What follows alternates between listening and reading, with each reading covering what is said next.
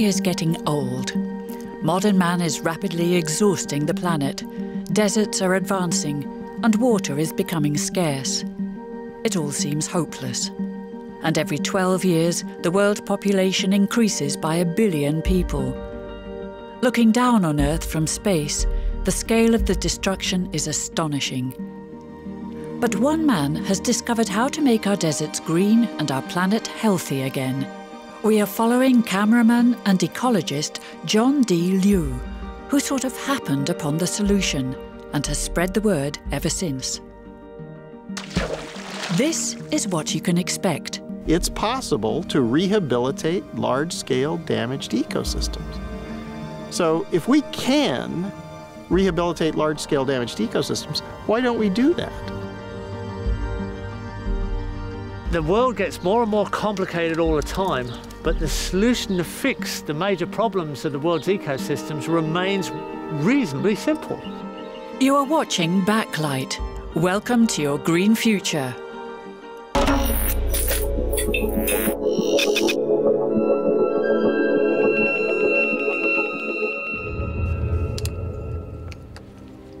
It all started in 1995 when John D. Liu, as an ordinary cameraman, got an assignment to film the Lush Plateau in China.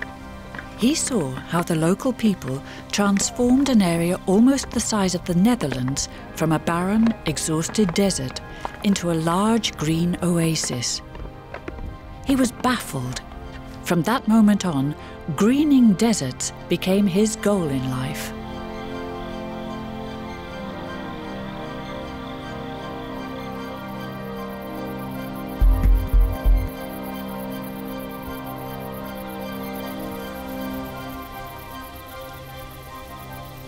The more I learn about it, the more I become interested in how this might relate to other parts of the world.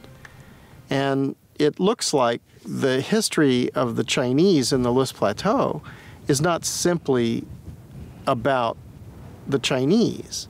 It's about what happens when human beings don't understand how ecosystems function. Liu used his camera to record the virtually superhuman efforts of the Chinese.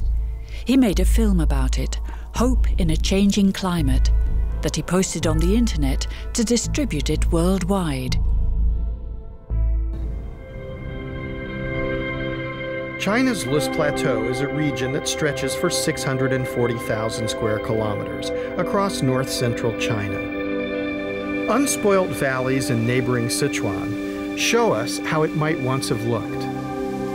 It's the sort of natural abundance that is necessary to support an emerging civilization.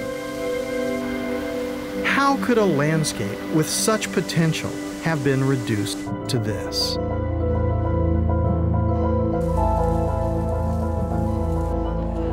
When Chinese scientists and civil engineers began to survey the area, they realized that several thousand years of agricultural exploitation had denuded the hills and valleys of vegetation. The relentless grazing of domestic animals on the slopes meant that there was no chance for young trees and shrubs to grow.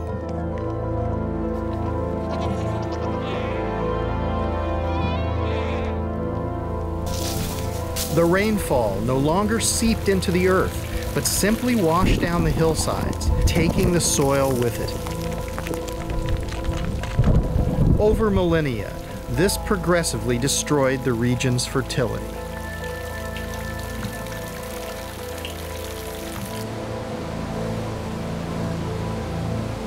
When this happens over an area as extensive as the plateau, millions of tons of silt are swept down into the Yellow River, which gets its name from the color of the fine Lush soil. The mounting quantities of silt clog up the river, impeding its flow, contributing to the floods that give the river another name, China's Sorrow.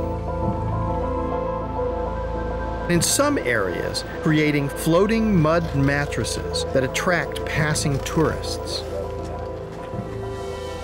A local problem becomes a national problem. In the dry season, the light, unprotected soil is swept up in the winds, causing the dust storms that are blown over China's cities and beyond its borders.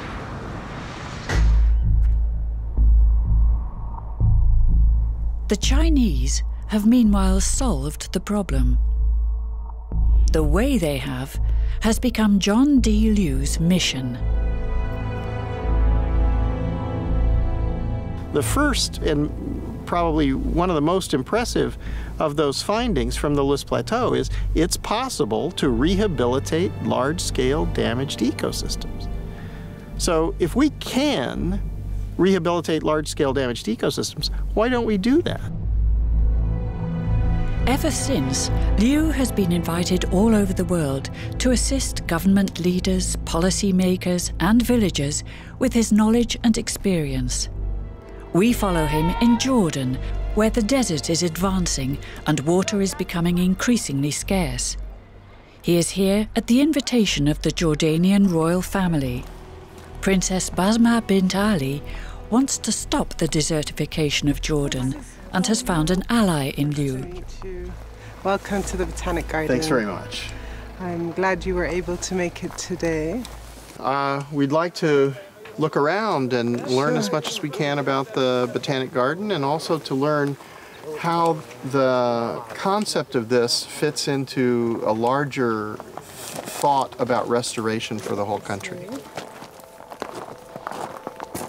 I mean, he is, as someone that is well known, I'm very impressed by the work that he's done and the amount of influence he's been able to have on governments, for example, Rwanda, and that's something we can learn from and benefit from. And if we can do just 1% of what he's done there, here, that would be amazing. And I keep on saying natives, natives, natives, because they're the ones who are well adapted to our area with the encroaching climate change and desertification. We really need to rely on our native plants. As you can see now, we're not a classical botanic garden of the colonial era or relics of the colonial era, but we're trying to teach everyone, regardless if they're in Jordan or otherwise, that you can very easily restore an area which was degraded.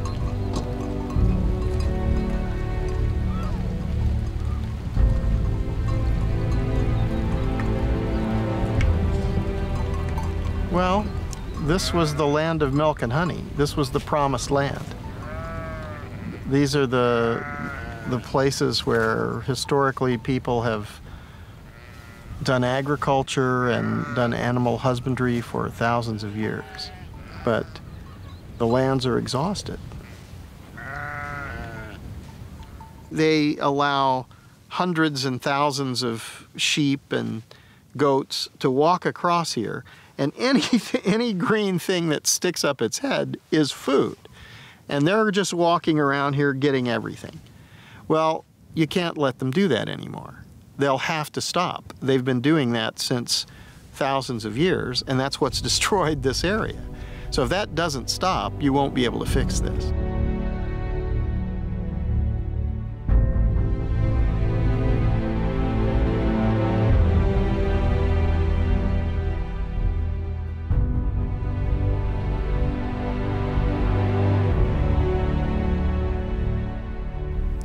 The way we've done it is we excluded grazing for the first 3 years, and that worked out very well. And in that 3 years, this is when we discovered the species that came up on its own, which were thought to be extinct and was last recorded in the 1800s. It just came up on its own. So we allowed the land to breathe, to take a breath, and to see what's going on. We didn't interfere, we didn't do any planting at the time, just to see how it reacts, and that gave us a lot of feedback of how we can deal with or how to rehabilitate areas.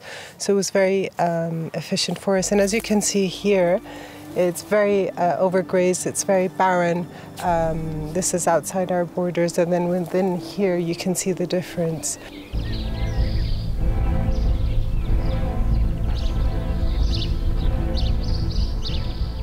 Just by making a fence around this place, you'll get back grasses. That's what's so extraordinary. Now, when you get back grasses, that means each year, first of all, you have perennial root systems, and they'll spread out And you'll have microbial communities living and growing in this microclimate that's created. So then you won't have direct sunlight hitting. You won't have UV radiation irradiating and sterilizing this microbiologic habitat. So everything will change. Then you're in an accumulative situation. Now you're in a disaccumulative situation where there's always less vegetation, always less organic matter, always less biodiversity. That's exactly wrong. We need to shift that to always more organic matter, always more biomass, always more biodiversity. I cannot stand and watch our land be degraded and ignorant people abusing it. It's my duty to take a stand to make things better. And I've carved out my world in the environment. Other members of the families have taken on various different topics, but this is my little niche.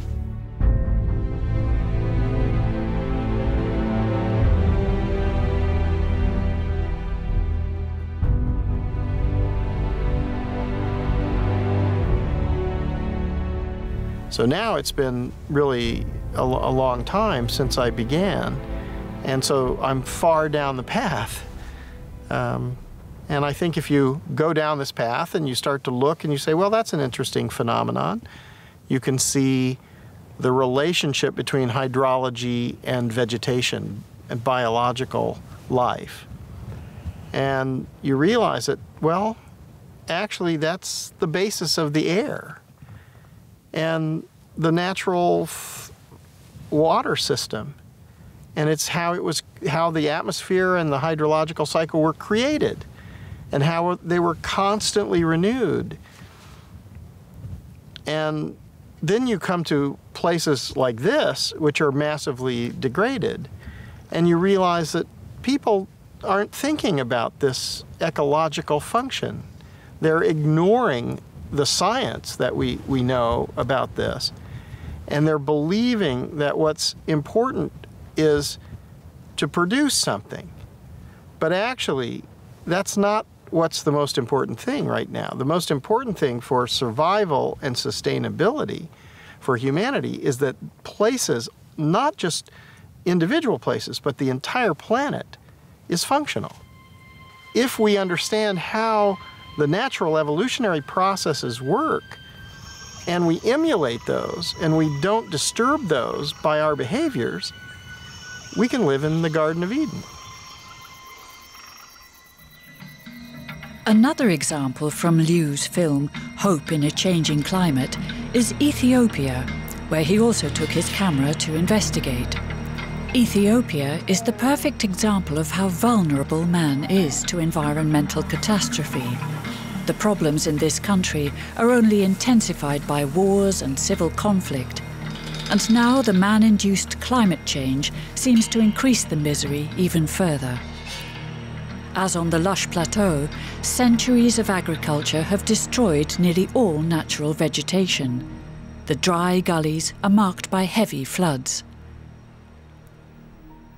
These gullies are evidence of the enormous power of runoff during the rainy season. Without vegetation cover on the hillsides, when the rains come, the water doesn't soak into the ground but flows away in a flood. Then it's not available for agriculture during the rest of the year. This leads to drought, and famously for Ethiopia, famine. But just as I've witnessed in China, there is hope that the situation here can be reversed. Yeah, that root could survive? No. In just 6 years, Professor Legessa Nagash and local villagers have transformed a severely eroded terrain by planting indigenous trees and plants. Almost miraculously, a clear flowing stream has emerged where once there was a muddy trickle. How is it that it's possible for you to get the stream to flow throughout the year? It is because of the vegetation cover, which has been regenerating on this mountain. This water is maintaining the landscape because as soon as rain falls on the canopy, on this vegetation, that rain then infiltrated gradually into the ground, ending up with this steady flow of this river. Water is life. Without water, nobody can do anything. I'm amazed, as short as 5 years, 6 years, you get clean water like this, provided you work hard for restoring this degraded landscape. About 1,000 kilometers further north, in the village of Abraha Aspaha, another near-miraculous phenomenon is occurring. Farmers are finding water at the bottom of their wells, despite the poor rains this year. The famine of 1984 struck the people of this valley very hard. Many migrated, many died. Now the people are returning. The village chairman, Gabr Gade, remembers well how life used to be.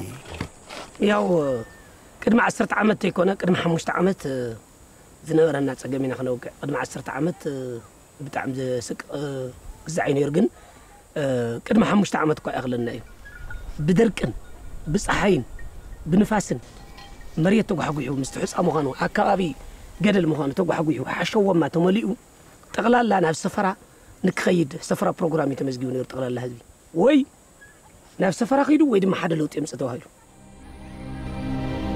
With government support, they applied the same principles as the Chinese, setting land aside for natural vegetation to return.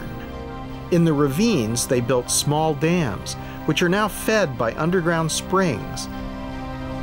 And like Professor Leges's stream, rain that fell weeks ago now slowly seeps through the subsoil, replenishing the supply of water.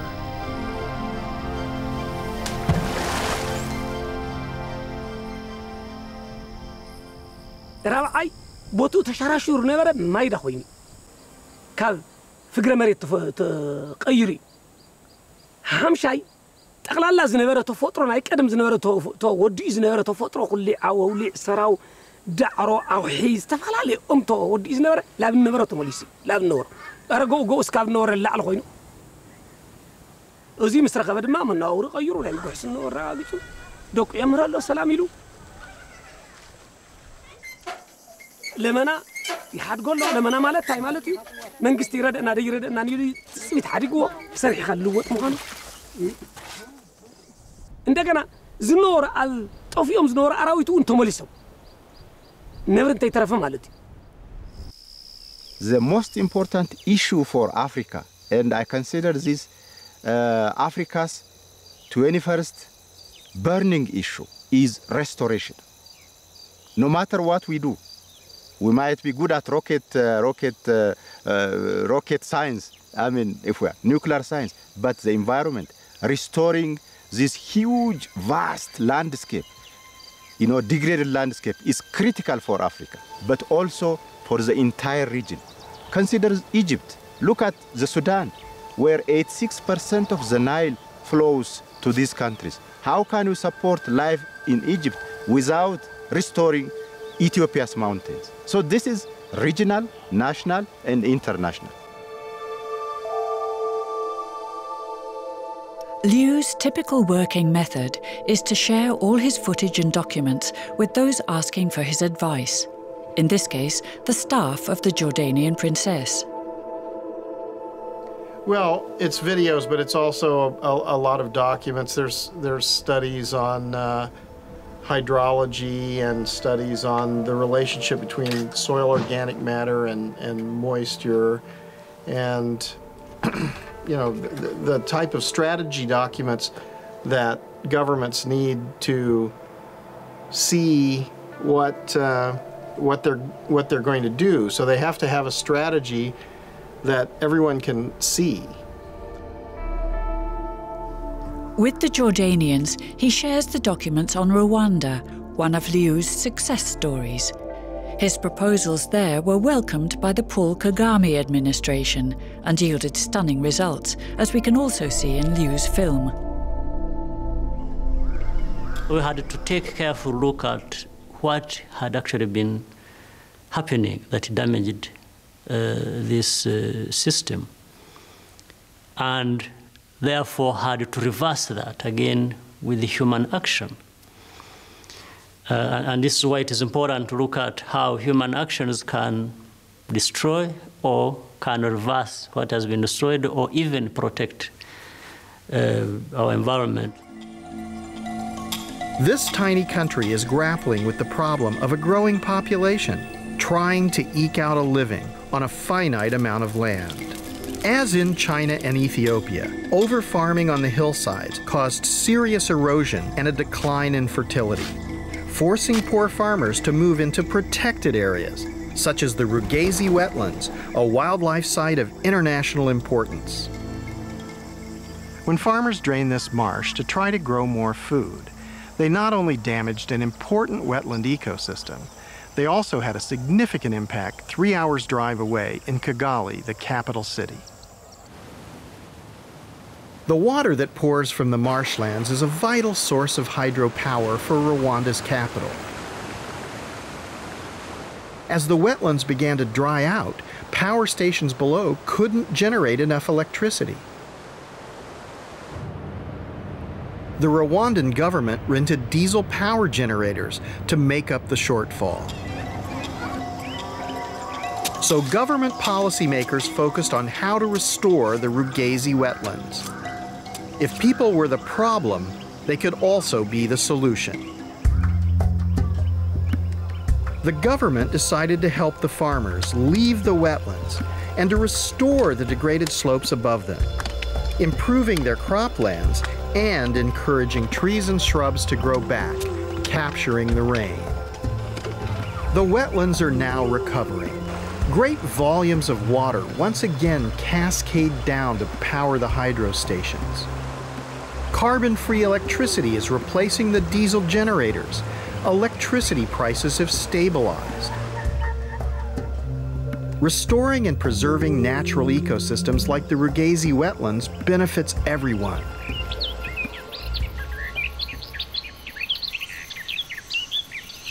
So we think we want a lot of manufactured goods and more and more and more, and this is a wasteful and not a very effective and certainly not a sustainable way of life. And especially with 7 billion people and adding 1 billion people every 12 years, it's not possible to do that. So we need another model. And here's a model which can restore the function. It's been proven to be able to restore hydrological function, to restore fertility. So we have vast areas of degraded lands. There's plenty of room for opportunity. And this could employ millions and millions of people. And their work wouldn't just be about themselves. Their work would be about ensuring that future generations can survive. What the Rwandans recognized is that the marshlands are far more valuable as a natural system providing water for energy than as farmland. This principle is the same for the remaining hillsides and ravines. What we're seeing here is very interesting because it's a line between human activity and natural systems. And in the human activity, we've been able to value the productivity from agriculture and give it a monetary value.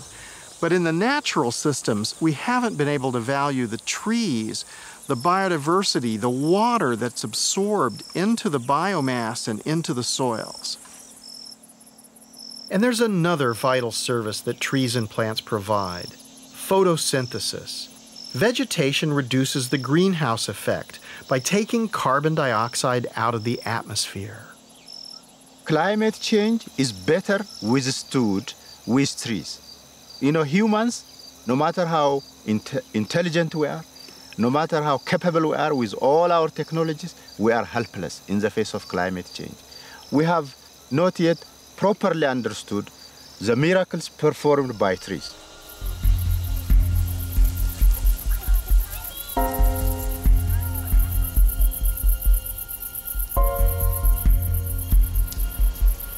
Based on what I've seen in different parts of the world, it seems to me that whatever rainfall comes down needs to be infiltrated and retained into the system.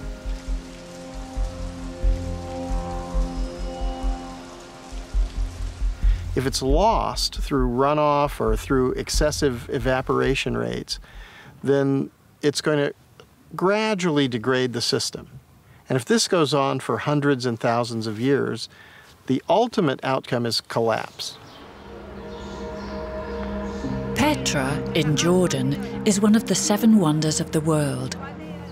Almost all of the buildings that were once there are now ruins, and the landscape has turned into a desert. Millenniums ago, the builders of Petra used their knowledge of water management to create an oasis, and hence the conditions for Petra's prosperity and growth in those days. This would have been a busy street once. Yeah. Actually full of commerce. Here we are in a situation where the heritage of all that is an attraction and curiosity for people to come and visit. This is where Liu first met the Australian Jeff Lawton. Lawton specialises in rebuilding functional ecosystems from the ground up. Liu immediately recognised his soulmate in him. We're in you'd say, a quite severely degraded landscape. Do you think that over historical time or somewhere back in the past, this had a different look? Oh, most definitely. I think you're looking at a landscape that's more or less bald. It's eroded down almost to the bones of the geology. And this was a landscape full of life, and even top predators. There are still leopards here now in some of these valleys, remnants of top predator habitat that had a whole ecological range of diversity and abundance. So in fact, we're in the land of milk and honey. Potentially we are. That's right, but it doesn't look like it. So what do you think is the potential for areas like this? Oh, there's absolute potential for an abundance, an absolute abundance of life, of water flow, of climate moderation. So you'll get microclimate and regional climate moderation, completely different hydrology. And the interesting thing there is that then you get the potential for well-designed productivity, leading to permanence in human culture.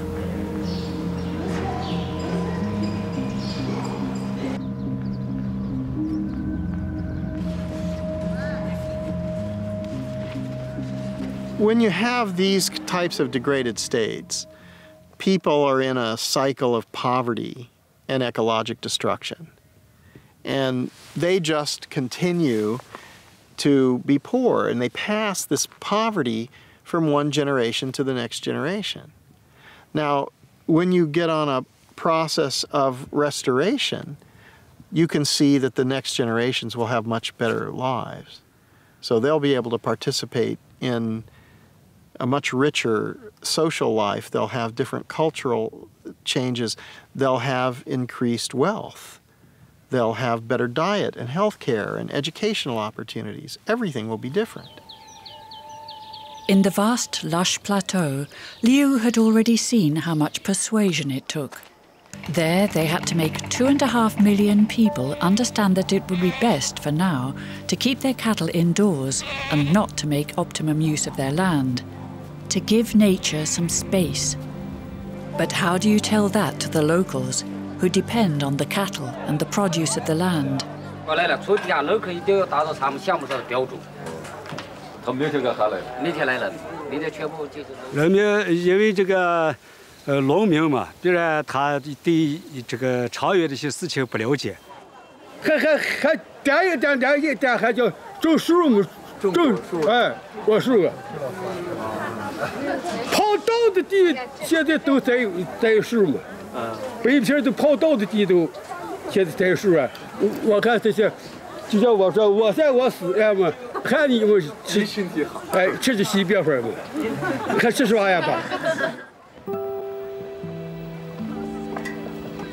What eventually convinced the local people was the assurance that they would have tenure of their land.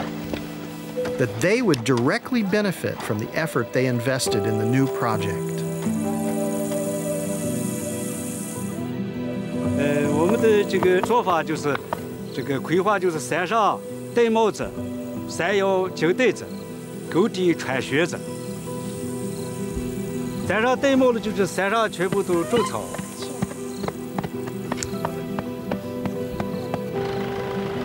这个摇铃子的就是推老天。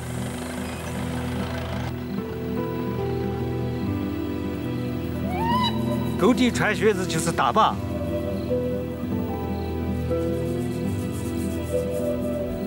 拦住土壤飞舞起来，能够恢复起来，这个经济能够发展，人民能够生活。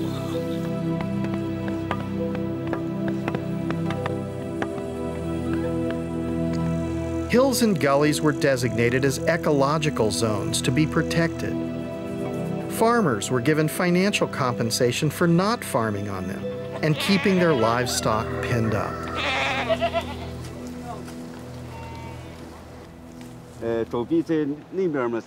When I first filmed Mr. Ta Fu-Yuen and his colleagues back in 1995, I had no idea this initiative could achieve such dramatic results.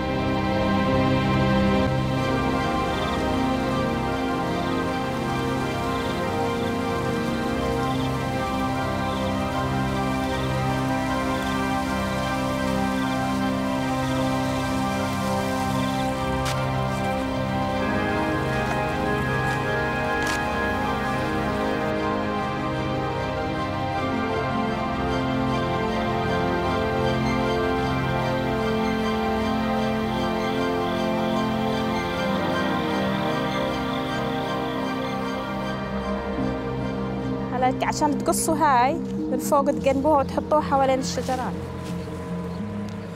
In the middle of the Jordanian desert, Jeff Lawton has created an educational vegetable garden to show the local people how to grow vegetables in the desert. The food here is very expensive and they can't grow much and they are home garden and the kids go back to their parents and we have a ton of food. Like, how you do that? Like, what's the secret on this? How long does it take to bring back a system to some sort of functionality? I think we're finding surprisingly quick if we apply the best design we can and go straight into earthworks and water harvesting and mass species plan out. Within 3 years, you're starting to see dramatic effects, recharging of the water cycles, rehydration, diversity starts to increase on its own, all kinds of optimistic things happen. And when we're talking Jordan, this is the Middle East, Jericho's just here, 10,000 years of permanent occupation. You can't really have a test case anywhere with a longer human effect on the landscape, let's say. Lawton operates demonstration projects all over the world to show his students how to build up an ecosystem step by step into a self-sufficient system. Here in Jordan, he has also set up a demonstration project. Within 3 years, the garden will work as a fully self-sufficient ecosystem. Irrigation will no longer be needed. The land even supplies water, and the people can eat from the land all year round. Got lots and lots of different herbs in the understory. And here's a carob, which is a chocolate type substitute. So there's this massive diversity all interacting together so that we end up with a productive ecosystem assembly. The system used by Lawton, which was conceived in Australia, is called permaculture. The goal is to design a working and fully self-sufficient ecosystem where man and nature share the centre stage. The low-maintenance system produces fruit and vegetables without any use of artificial fertiliser. This technology is now used by millions of people worldwide. So in 2.5 years, you've gotten this kind of vegetative cover now. What kind of thing are you imagining for 5 years and 10 years? What's? Within 5 years, we'll be starting a closed canopy. So a lot of trees will be touching each other. We'll be producing all our own mulch. We won't have to bring any organic matter in from outside. Everything will be produced here. So it'll start to close as a system. It'll cycle its own nutrients within the 5-year cycle there, and then it will just go on from there with more and more organic matter, more and more biomass, and more diversity as it goes. So in 3 years, you can get something which would feed a family and begin to move toward a functional system. Definitely. We've already had a date harvest. Our olives are flowering very well now, and the vegetable garden's producing quite well already.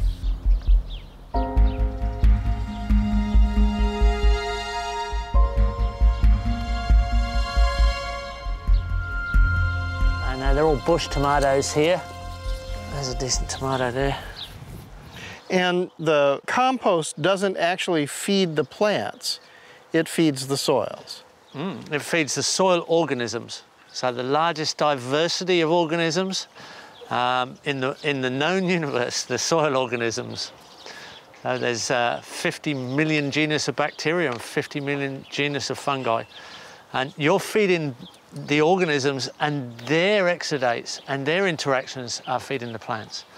That's how it works with natural systems, and that's how it works with organics.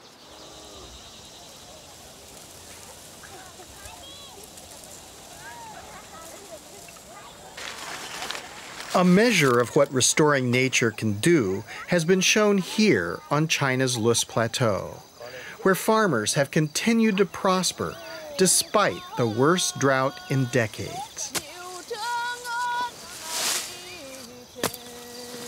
Since the beginning of the project, the soil that nurtures their crops has been accumulating organic material from plants and animals. This holds the moisture and contains carbon. What's interesting about this is all these root materials, all this other stuff, this is organic material. And this organic material is mixing together with the loess, the geologic soils here, and it's making a living soil. This is where the moisture resides. Yesterday it rained and there's still moisture in the soil. This is where the nutrients are recycled so that each generation of life emerges here. And this is where the carbon is. What's interesting about this, they made this field. This is new. So they're helping to sequester carbon. Living soils like this retain on average 3 times more carbon than the foliage above the ground. If we were to restore the vast areas of the planet where we humans have degraded the soils, just think what an impact we would have in taking carbon out of the atmosphere. As much as 1/4 of the world's landmass has been degraded, and much could be rehabilitated in the way we have seen on the Lus Plateau. And we've only just begun to recognize the real value of natural capital. Surely investing in the recovery of damaged environments is a cost-effective way of solving many of the problems we face today. The source of wealth is the functional ecosystems. The products and services that we derive from those are derivatives. It's impossible for the derivatives to be more valuable than the source. And yet, in our economy now, as it stands, the products and services have monetary values. But the source, the functional ecosystems, are zero. So this cannot be true. It's false. So we've created a global institution of economic institutions, an economic theory based on a flaw in logic. So if we carry that flaw in logic from generation to generation, we compound the mistake. On the lush plateau, they have understood the message. The lives of 20 million people across China have been directly improved by applying the lessons of the lush plateau. The changes are not simply on the hillsides. On the plains, you can see greenhouses that are filled with vegetables. This extends the growing season. It's very high value produce. The abundance and variety of new produce can be seen in the local markets. Follow-up studies have shown that incomes have risen threefold.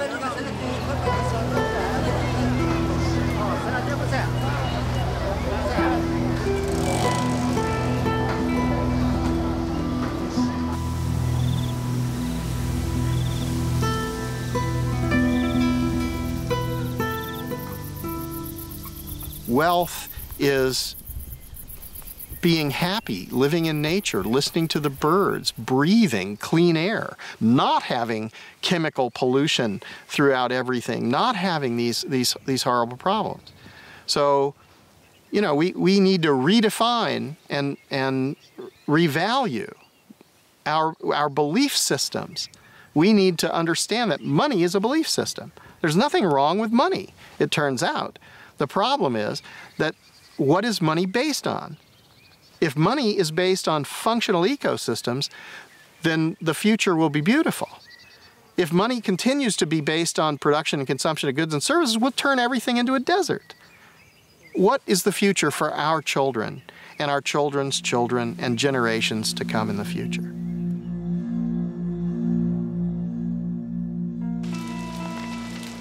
Liu also did research in Bolivia, where biomass is burnt to make room for agriculture. Here in the foothills of the Andes, slash and burn agriculture is taking place today. The people who are doing this think that they are getting some short-term economic gain, but what's the loss to biodiversity, biomass, soil fertility, and hydrological function? Biomass in a functional ecosystem has economic value. Why destroy it when you can also use it to restore landscapes elsewhere? The idea is that there are different biomes on the Earth.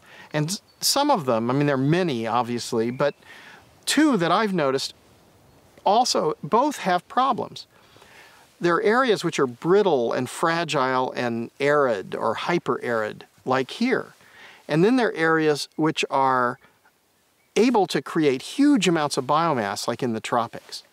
So what about linking these two areas together? What about generating huge amounts of organic material there and moving it here, or at least a percentage of it? You don't want to deplete the fertility there, but a small amount of that could come. If that came here, you'd create an industry there, instead of them using slash and burn agriculture to grow crops which they can't even feed themselves and destroy what is the most valuable thing about their system, they would have money and a job. And then here you'd have another industry to do restoration. So this would create two huge industries, employ untold numbers of people, and put us on a pathway towards sustainability that's constantly sequestering carbon, infiltrating more and more rainfall, giving us food security in places that are now experiencing famine. It's extraordinary.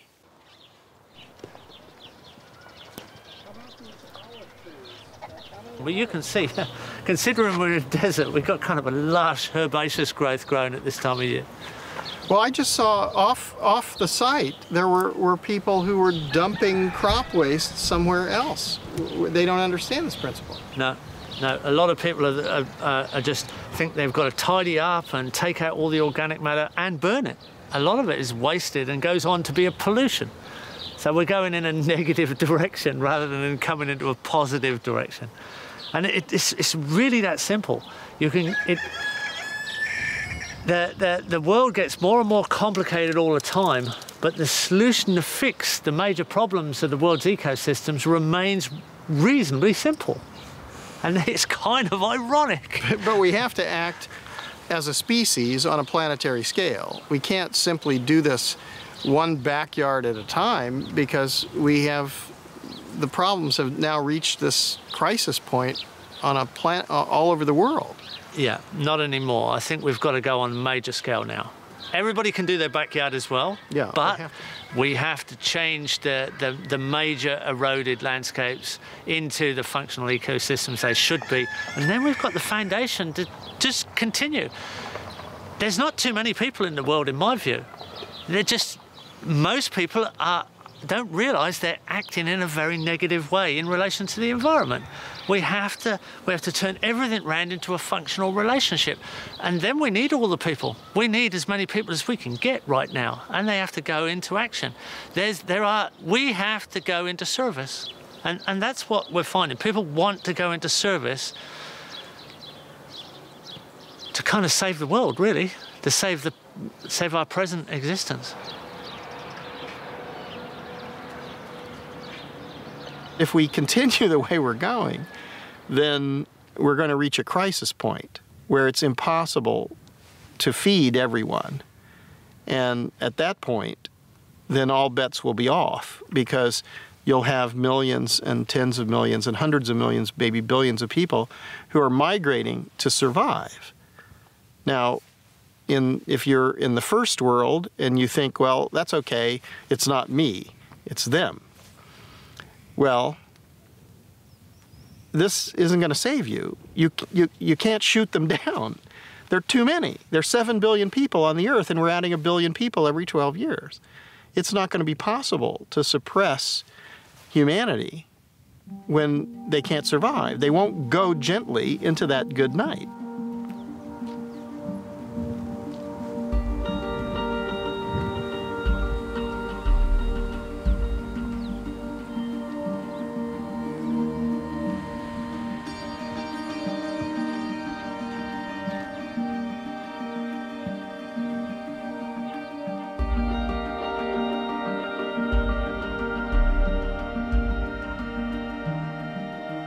Meer weten? Stel uw vragen in een live videochat met John D. Liu. Ga naar onze website tegenlicht.vpro.nl.